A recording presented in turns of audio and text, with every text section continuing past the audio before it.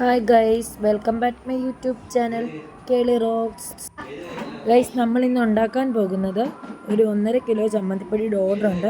അതനുസരിച്ച് നമ്മൾ ചമ്മന്തിപ്പൊടിയാണ് ഇന്ന് ഉണ്ടാക്കാൻ പോകുന്നത്. അതിനാവശ്യമായിട്ടുള്ള തേങ്ങയെല്ലാം ചിരകി എടുത്തിട്ടുണ്ട്. നമുക്കൊരു മിക്സിയുടെ ജാർ എടുത്ത് അതിലെല്ലാം ഒന്ന് നല്ല വൃത്തിയായിട്ടൊന്ന് ക്രഷ് ചെയ്തെടുക്കണം. ക്രഷ് ചെയ്തെടുത്തില്ലെങ്കിൽ നമ്മൾ വറുക്കുമ്പം എല്ലാം പല മൂപ്പായി പോവും. അതുകൊണ്ടാണ് നമ്മൾ ക്രഷ് ചെയ്തെടുക്കണമെന്ന് പറയുന്നത്. ക്രഷ് ചെയ്തെടുത്ത് കഴിഞ്ഞാൽ നമുക്കത് സിമ്പിളായിട്ടത് നല്ല മൂപ്പിച്ചെടുക്കാൻ പറ്റും. അത് കാരണമാണ് നമ്മൾ ക്രഷ് ചെയ്തെടുക്കണമെന്ന്. നമുക്ക് അങ്ങനെയെല്ലാം ക്രഷ് ചെയ്തെടുക്കാം. നമ്മളെല്ലാം അങ്ങനെ ക്രഷ് ചെയ്തെടുത്തിട്ടുണ്ട്. നമുക്കൊരു ചമ്മന്തിപ്പൊടിക്ക് ഓർഡർ ഉള്ള അനുസരിച്ചാണ് നമ്മളിത് ചെയ്യുന്നത്. നമ്മൾ ഇത് ഒരു 14 തേങ്ങയ്ക്കാണ് ചെയ്തിരിക്കുന്നത്. അതാണെങ്കിൽ 1.5 കിലോ ചമ്മന്തിപ്പൊടിക്ക് ആവശ്യമുള്ള സാധനങ്ങളാണ് നമ്മൾ എടുക്കുന്നത്.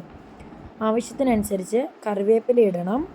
അതിന് ശേഷം മല്ലി ആവശ്യത്തിന് ചേർക്കണം. പിന്നെ നമ്മൾ അടുത്ത് ഇടുന്നത് വറ്റൽമുളകാണ്. വറ്റൽമുളക് നമ്മൾക്ക് എരി അനുസരിച്ച് ചേർക്കേണ്ടതാണ്. മുളക് പൊടി അധികം ചേർക്കാത്ത കാരണമാണ് വറ്റൽമുളക് ഇടുന്നത്. പിന്നെ ഇഞ്ചി, വെളുത്തുള്ളി, കൊച്ചുള്ളി, ഇത് മൂന്നും കൂടെ നമ്മൾ അരിഞ്ഞ് നല്ല ഡ്രൈ ആക്കി വെച്ചിട്ടുണ്ട്. വെള്ളം കാണാൻ പാടില്ല. അതുകൊണ്ട് നമ്മളത് ഡ്രൈ ആക്കി വെച്ചതാണ് നമ്മുടെ തേങ്ങയിലോട്ട് ഇടാൻ പോകുന്നത്.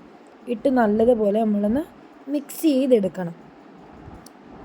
ഇതിൻ്റെ കൂടെ ആവശ്യത്തിന് കുരുമുളകും കൂടി ചേർത്തിട്ട് വേണം നമ്മൾ നല്ലപോലെ ഒന്ന് മിക്സ് ചെയ്തെടുക്കാൻ.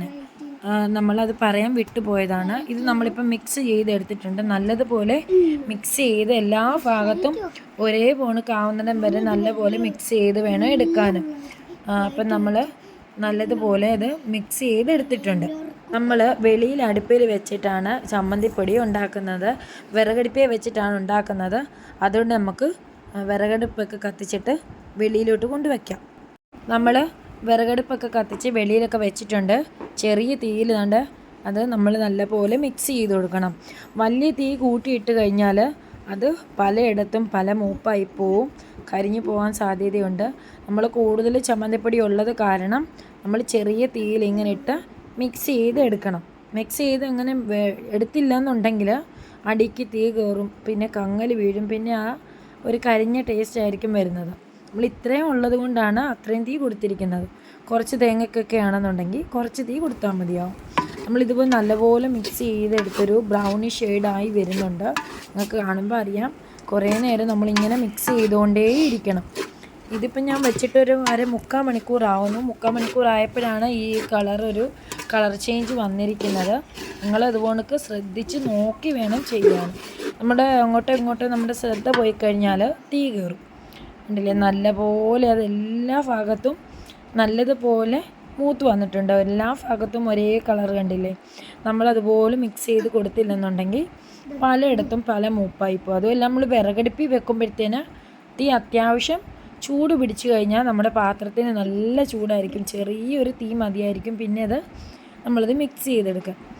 ഗ്യാസ് അടുപ്പിൽ വെക്കുന്നതിനെക്കാട്ടിലും നല്ലത് വിറകടുപ്പിൽ തന്നെ വെച്ചുണ്ടാക്കുന്നതായിരിക്കും ബെറ്റർ. കൂടുതലൊക്കെ ഉണ്ടെങ്കിൽ നമുക്കിപ്പോൾ 2 തേങ്ങയ്ക്കൊക്കെ ആണെന്നുണ്ടെങ്കിൽ നമുക്ക് ഗ്യാസ് അടുപ്പിൽ വെച്ചുണ്ടാക്കുന്നതായിരിക്കും വേഗം. ഇത് പിന്നെ നല്ലപോലെ നമ്മൾ മൂപ്പിച്ചെടുത്തിട്ട് വരാം. അത്യാവശ്യം നല്ല മൂത്തിട്ടുണ്ട്. നമുക്കതിനാവശ്യമായിട്ടുള്ള മുളക് പൊടിയും മഞ്ഞൾപ്പൊടിയും കുരുമുളക് പൊടിയും കൂടെ ചേർത്ത് മിക്സ് ചെയ്ത് ഇറക്കാം. എല്ലാം നമ്മൾ മിക്സ് ചെയ്ത് എടുത്തിട്ടുണ്ട്. നമുക്ക് ആവശ്യത്തിന് ഒരു മിക്സിയുടെ ജാർ എടുത്തിട്ട് പുളി, ഉപ്പും ഇട്ട് വറുത്ത് വെച്ചിരിക്കുന്ന തേങ്ങയും അതിനകത്തിട്ട് നല്ലതുപോലെ നമുക്കൊന്ന് പൊടിച്ചെടുത്തിട്ട് വരാം. അങ്ങനെ ബാക്കിയെല്ലാം നമ്മൾ അതുപോലെ തന്നെ പൊടിച്ചെടുത്തിട്ട് മിക്സ് ചെയ്താൽ മതിയാവും. ഉപ്പില്ലെങ്കിൽ ഉപ്പ് ചേർത്ത് കൊടുത്താൽ മതി. അങ്ങനെ നമ്മളെല്ലാം പൊടിച്ച് വൃത്തിയാക്കി എടുത്തിട്ടുണ്ട്. നമ്മുടെ ഓർഡർ അനുസരിച്ച് നമ്മളത് പാക്ക് ചെയ്തിട്ടുണ്ട്. നിങ്ങൾ ഒന്ന് ട്രൈ ചെയ്യാൻ മറക്കരുതേ. ഇങ്ങനെ ഒന്ന് ട്രൈ ചെയ്ത് നോക്കുന്നത് നല്ലതായിരിക്കും. Please like and share, subscribe. Thank you for watching.